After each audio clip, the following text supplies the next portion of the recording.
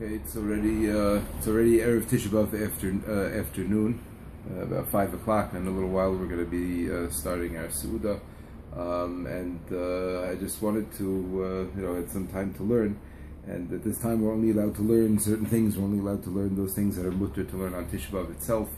I don't know, so I figured I would learn a little bit from the Gemara that describes the story of the Churban bias.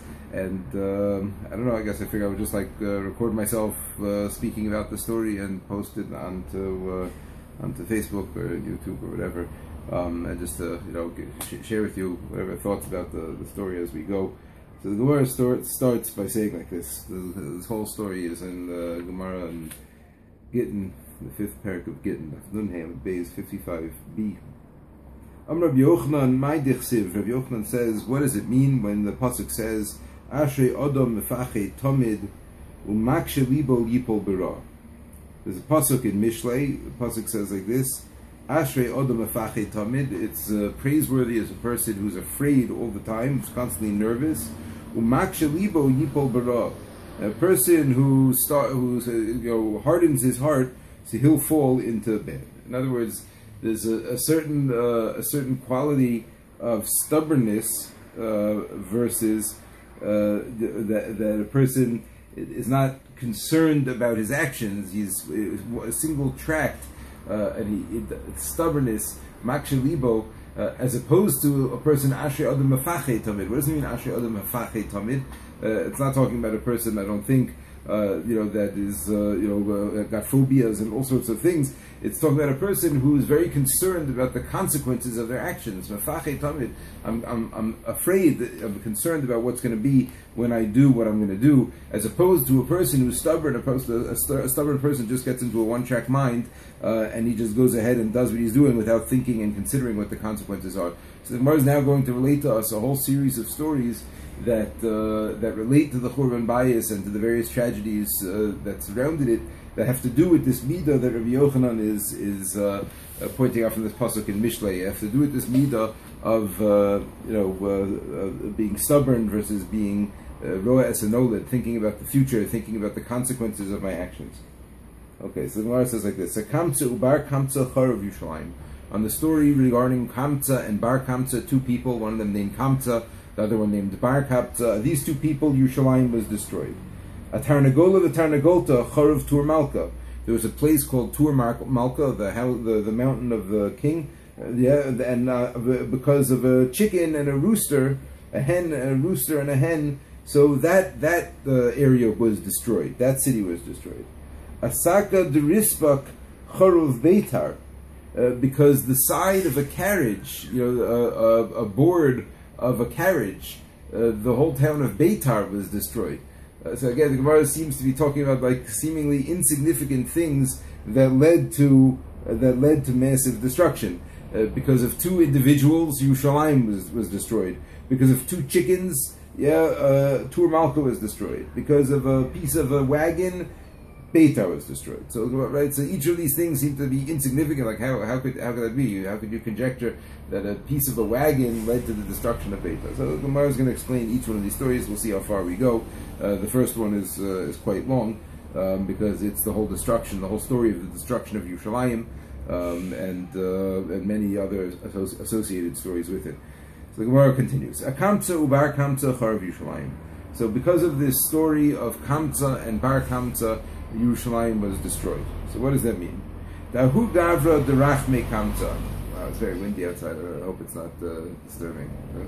Dahu gavre derachme Kamtza. There was a person whose friend. There's a certain person we don't know his name, right? This the Mefarshim point out that this person, who we'll see in a second, he's also responsible to a large degree for the Churban, as one of the, but we don't even know who he was. There's just a person. The Rachme Kamtza. He had a friend by the name of Kamtza. Ubal Bave Bar Kamtza. And he had an enemy named Bar Kamtza. Okay? So, you could picture you have two people in a person's life with a very similar name. One of them I'm very close with, and the other one I'm a real enemy with. So he made a party. The Gemara doesn't say what this party was. It could have been a wedding for a child. It could have been a bar mitzvah. It could have been stam. It could have been, don't know. Amar leila shame. So he says to his messenger, he is a messenger who goes around to invite people to things. Zil aisi li kamtza. Go invite my friend, my chaver kamtza, this person kamtza that I'm close with. Zil aisi le bar kamtza. But the guy made a mistake. The messenger made a mistake. He read it wrong. He had a scribble next to the name Kamtza that meant something else, but he thought it said Bar Kamtza. Whatever it was, he got it wrong. It happens to be that, we learn a halacha from this Nechal Shabbos. Maybe you'll ask me about it. I don't know if it's appropriate to speak about it, if it's on Tisha B'Av when people are watching this, but there's a halacha we learn from this.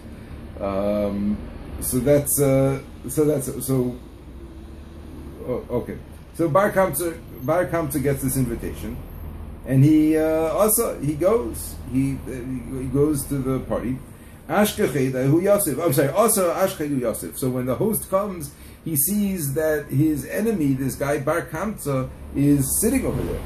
Amarle, Michti, he said to him, look over here, what are you doing over here? Yeah. Hahu Gavra, Baldabavada Hahu Gavra is speaking like in third person about both his enemy and himself.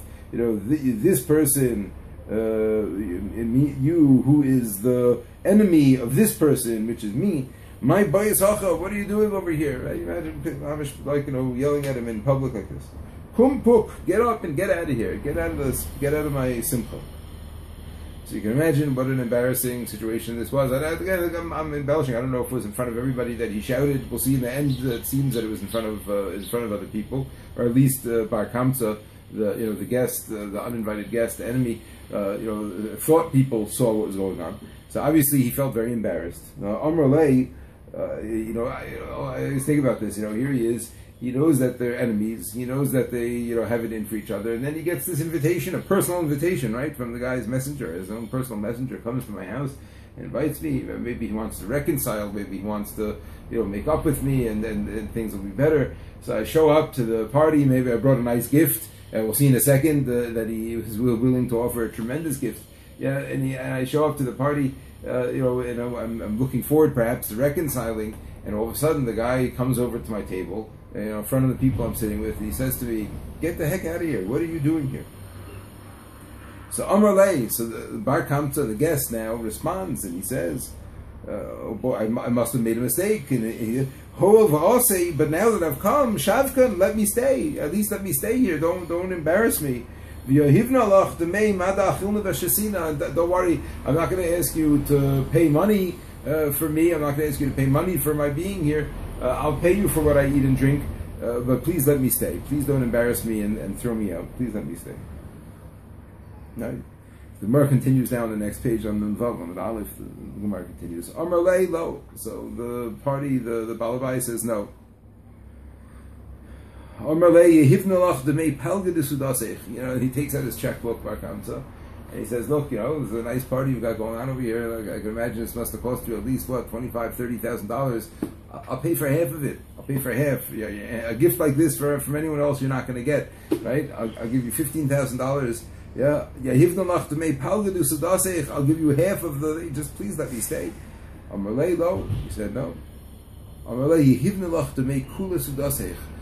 Buddy, you just got yourself a free wedding. A free wedding. I'll write the whole check for the whole thing.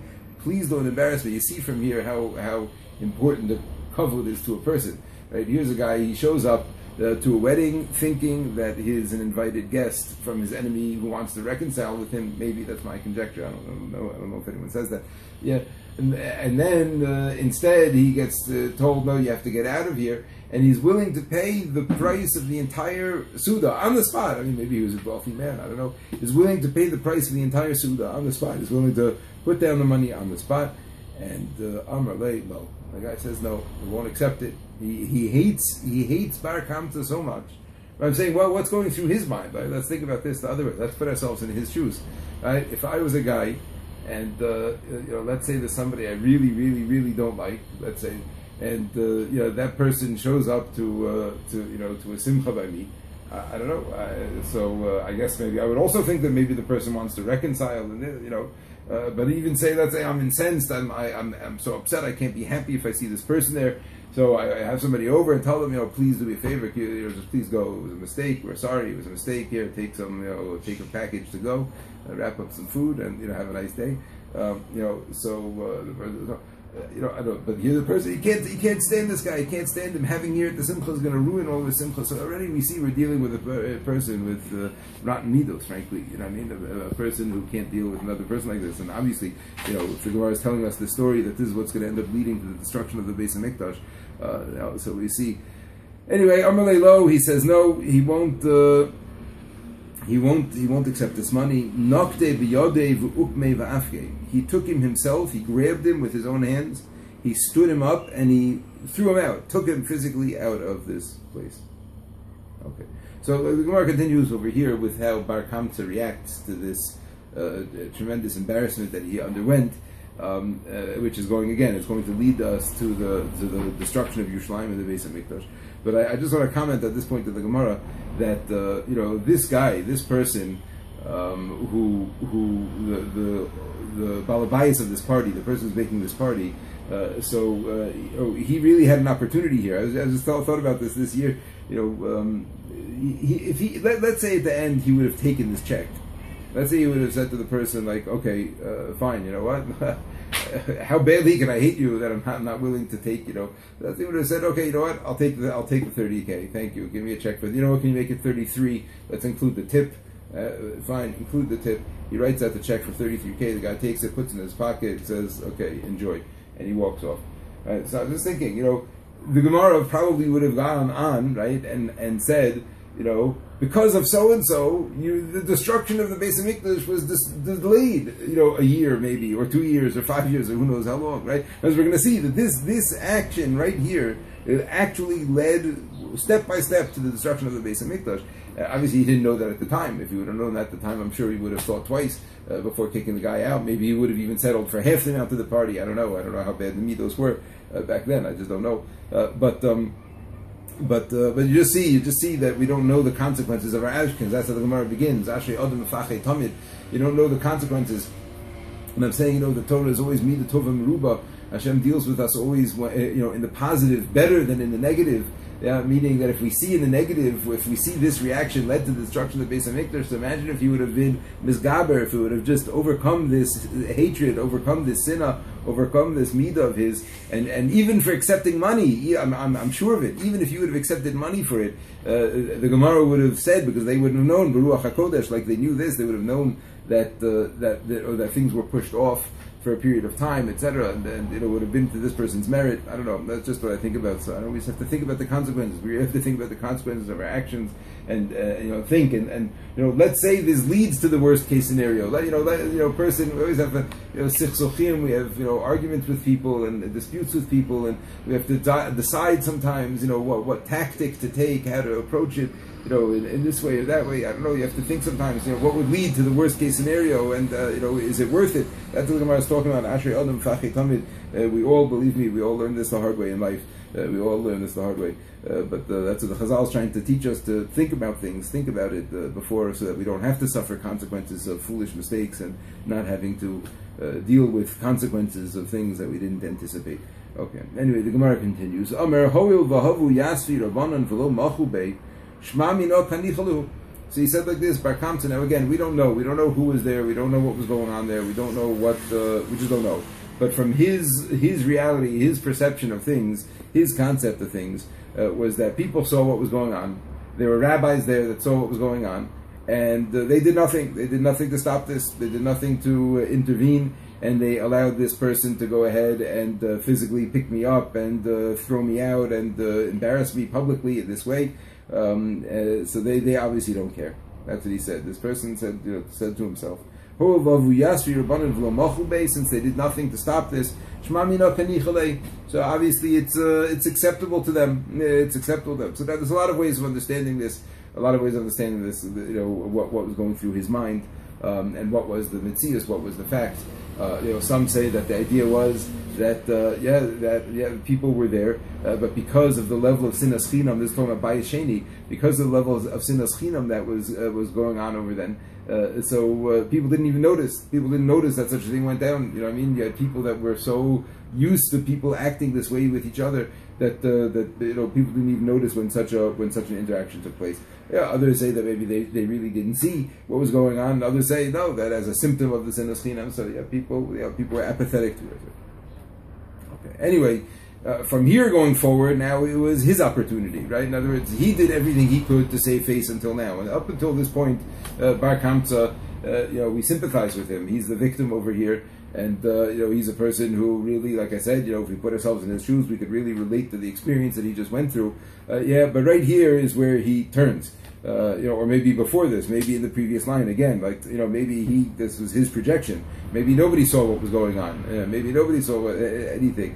And and it was only his, and maybe he should have gone then to the rabbis and said to them that this happened, and maybe there would have been some recourse, could have taken him to Beis Din for shaming him publicly. I don't know, but obviously, if the Gemara, I don't know, we're going to see soon that he becomes a big Rasha, Bar Kamtza. He becomes a terrible Rasha, and he does from probably the most traitorous act in the history of Klal Yisrael, or among them for sure. So obviously, if the Gemara is telling us his perspective of things, I don't know if it's telling us this to sympathize with him, or if it's telling us this to tell us that if this is the way a Rasha sees things, so you see that this is wrong. I just don't know. I don't know what to say. Okay. So this is what he says though. I'm going to go and slander them to the king. That's a big jump, right? A person, it's true, it's terrible to be shamed, and it's terrible to go through the experience that he went through. But him also, right? We could have put ourselves in his shoes and said, like the Arizal says, that when a person is embarrassed publicly, and especially when it's a big public shaming in front of a lot of people, so it's a massive kapara for a person. It's a tremendous kapara. It could be that there was a kitrug on that person. It could be that there was a reason that this person was chayv misa, that they should have died, and instead of dying, instead of being taken away and torn away from their family and their children and their everything, instead of that, so they underwent this embarrassment and the shame. And the Arizal said a person should dance when they're embarrassed this way, because Chazal compare embarrassment with dying, and that means that a person went through an experience that really should have been a death, or could have been death, and because of Rachamei Shemayim, or because of different midos and Tomer Devorah, like we've learned in the past, Chesed Rachamim interceded and allowed for this person to be embarrassed rather than be killed. That's one perspective, and there are many others as well. Another perspective that the Rambam has, just in terms of shiflus ha'adam and anivus, he speaks about anivus, that being humble is so important to living a healthy, psychologically and emotionally healthy life. Being humble and humility and all these types of things. Why should it bother me if another person says these words to me? Why should it bother me, that this is this person's perspective of me? If I know what I really am, and I know how Hashem thinks of me, and I know, so then these words are okay. So again, all of these things, a person, he could have, if he was a Baal Musar Bar Kamtza, if he went to a good yeshiva, a good seminary, or maybe if his wife went to a good seminary, I don't know. He could have come to all different types of conclusions, and he could have used this as a tremendous avoda. And then imagine what Chazal would say. Can you imagine this thing? Here's a man sitting at home, brooding over what happened to him, brooding over this event, and feeling obviously tremendous hatred and sinner roiling inside of him. Right? This is, the Gemara is using this as an example of what destroyed the whole Yerushalayim of the Beis Hamikdash. So obviously this is somewhat of an expression of the whole sin of Klal Yisrael in some way. I guess, I don't know. So he is brooding with the sinner, and if he would have been able to talk it down, if he'd been able to speak himself through and reframe and use whatever means at his disposal, psychological means, meditate, exercise, scribble, use a punching bag, whatever he could have used in order to calm him down and settle him down and let him take on a different perspective, so then Chazal would have said about him, because of this one guy's avodas hamidos. Can you imagine this one guy? He was embarrassed publicly, and he just took it, and he didn't react harshly. Again, maybe he could have taken him to Beis Din. I'm not saying he had to be a shmata. That's not. He could have taken him to Beis Din. He could have sued him. He could have done all sorts of other things that were legal, that were halachic, that were within the appropriate guidelines. but he took his sinna, he took his hatred and his embarrassment and his shame, and allowed it to translate into a whole perspective that, again, which is like what the pasuk started with. This idea of makshe libol yipol bara, that he get one track mind without the ability to think about the consequences, and that's where he went. And imagine if he would have just worked it through, and not done this, how Chazal would have praised it because of this. Guys, the base of Mikdash lasted another who knows how many years, maybe until today. Can you imagine it could have been Mashiach? I don't know. I'm just saying. You see, Midah Tova Meruba is always that way. If he would have conquered his Yetzer and his Midah in this and done good, so there's no question that the positive would have been much, much more than the negative consequence that did result. That we know. So I'm just saying, I don't know. Okay. So what does he do? Azal Amarle LeKesar. He goes to the Caesar and he says to them, Mardu Bach Yehudai, the Jews have rebelled against you. Okay, you know what? I'm going to stop this here. I'll continue, but I don't want the files to get too big. So I'll stop this here, and hopefully I'll do another one right now and send that up also. Don't want to leave you in the, in the metach, as my daughters say, in the, right in the